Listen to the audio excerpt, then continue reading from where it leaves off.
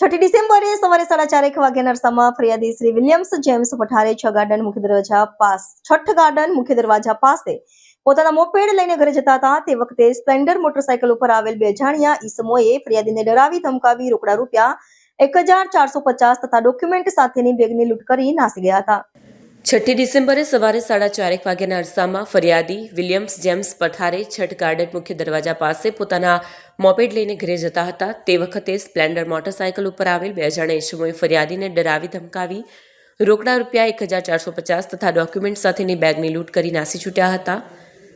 જે ગુનાના આરોપીઓને શોધી કાયદેસરની કાર્યવાહી કરવા અંગે પોલીસ કમિશનરે સૂચના આપી હતી, જેથી પોલીસ ઇન્સ્પેક્ટર આરજી ચુડાસમા તથા સેકન્ડ પોલીસ ઇન્સ્પેક્ટર કે.એ. ચૌહાણે આ લૂંટના ગુનાના આરોપીઓને શોધી કાઢવા માટે સર્વેલન્સ સ્ક્વોડના માણસોની અલગ અલગ ટીમો બનાવી હ્યુમન ઇન્ટેલિજન્સ તથા ટેકનિકલ સર્વેલન્સની મદદથી કામગીરીમાં જોડાયા હતા. તે દરમિયાન પોલીસ કોન્સ્ટેબલ નિકુલદાન ચેનદાન તથા પોલીસ કોન્સ્ટેબલ યશપાલસિંહ પ્રદ્યુમનસિંહને સંયુક્ત બાતમી હકીકત આધારે આરોપી સુમિત ઉર્ફે શુભમ રવિન્દ્ર પઠાડે, વિવેક ઉર્ફે કેવલ ઉર્ફે જેરી કમલેશ સોલંકીને ગુનામાં ઉપયોગમાં લીધેલ મોટરસાયકલ તથા લૂંટ કરેલ રૂપિયા પૈકીના 520 તથા બેગ, આરસી બુક તથા ઝડતીમાંથી મળેલ 2 મોબાઈલ ફોન સાથે ગણતરીના કલાકોમાં પકડી ગુના સબબ આગળની કાયદેસરની કાર્યવાહી હાથ ધરી છે.